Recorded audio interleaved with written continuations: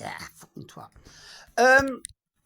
Right, morning again, people, pets, and everybody else on the spectrum, and whoever else is out and about and doing whatever you want to do.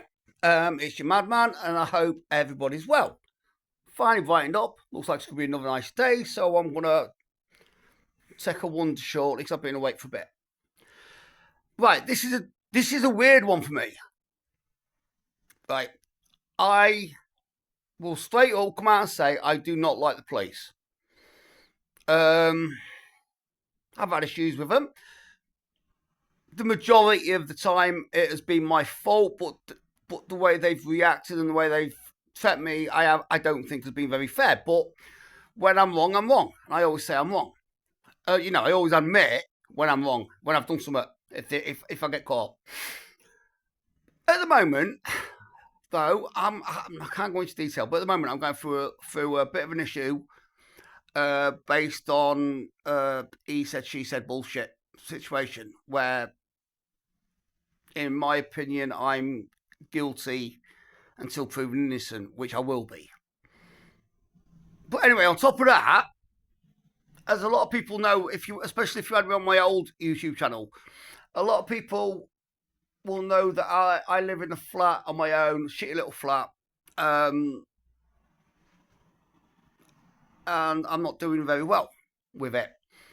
And a lot of people know that my ex had been very supportive. She'd helped me set this place up. She'd keep me fucking heading now if she saw the state of it, to be honest. But she helped me set this place up. She helped me sort it out. She's helped me with all my bills, my pills, my shopping, whatever. However, this past week she's gone very odd on me, and I'm not. This video isn't about her, but she's gone very odd on me, and it's kind of like got into my head a little bit. And I have a lot of mental health issues, and I have paranoia. And stuff, and her going quiet and ignoring me and everything as just it's actually what with this other allegation on top has just drove me down the fucking rabbit hole of self-destruction, which I go into very often. It's called my fuck it factor.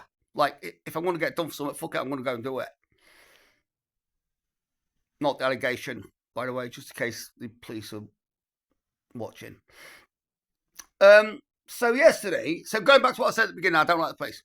So yesterday I went in Grimsby, we've got like a central police station, we've got a central custody suite, and then you've got a few neighbourhood cop shops. So I went into one yesterday afternoon, and I asked them if they could help me, because my ex has told me she's moved, which won't tell me anything about my dogs or anything, which sounds pathetic, but if you know me, my dogs are majorly important. I went into the local cop shop down just off Cleethorpes Road, just down the road from me. Excuse me, I've just got a really dry mouth. Just need to get a drink of water, which I've already got prepared.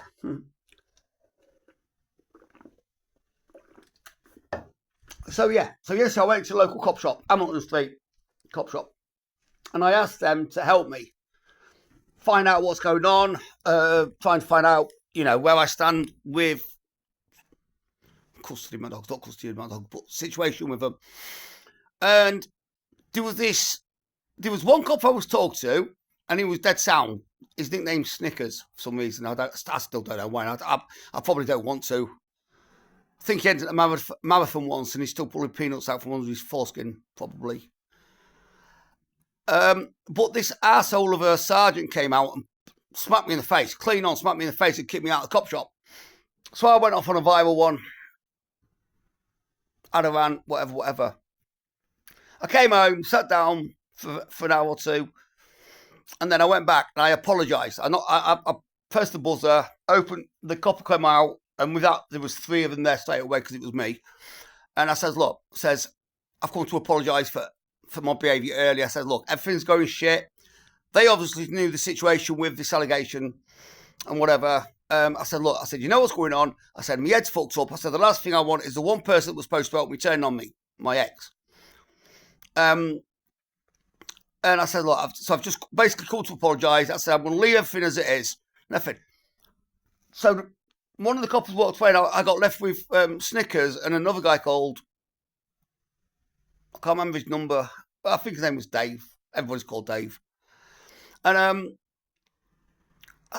they stood for about 20 minutes at the door with me, talking, and just trying to get a few things clear for me, a few things clear for them about who I am, what I am.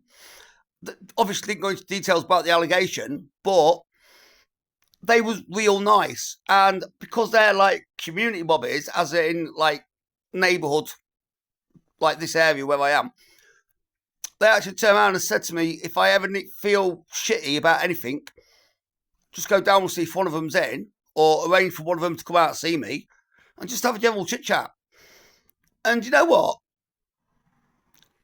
In that 20 minutes, plus I also said yesterday on one of my videos that they was impressed with my Union flag hoodie and the Union flag hanging out the back of my bag, saying they wish they could be more patriotic than they actually are with their little black and white Union flags on their thingy. So they was decent people, actually. So yeah, so in that 20 minutes, I managed to put into perspective, it's a case of not all coppers are bastards, as the song goes, or as the 1312 chant goes.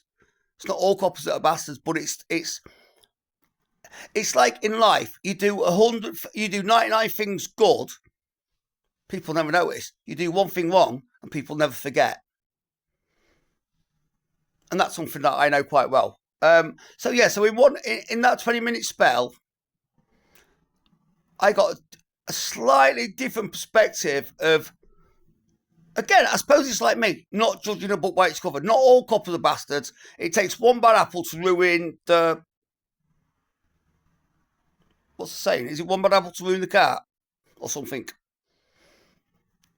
But yeah, so basically what I'm saying, I've had issues with police at football matches, but I've also had a football copper, local at Grimsby, who sounds as a pound with me, always been dead good, because he knows that if there's an issue with any of the young kids, I'll try and appease it before it gets to a point.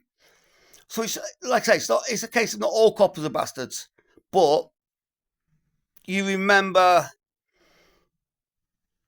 kind of remember the ones that are. And I suppose that goes back to some of the stuff last year as well. But yeah, so I just thought I'd put this out as a respect where respect is due. Just need to get it off my head. That's what I use my YouTube for. I don't ask people generally to subscribe and like and whatever, but if you watch this, could you? Because on my other account, I was doing quite well.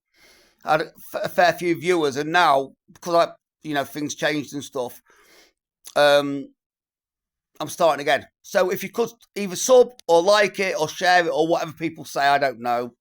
Smash the like button, smash the notification button. I don't mind if you don't do that, but if you could just let people know that Man Sando is back on, but on a different account, it'd be great. Anyway, take care, peeps. Look after yourselves. Look after your friends, your neighbours, your elders, and your relatives. Look after the people around your table. Look after... Look after the people around the table. Look after the people you talk to long distance. And if you see anybody in the street that just needed you up, just say hello. Little things help. Little things are massive. Look after yourselves and stay safe. Stay proud. Peace.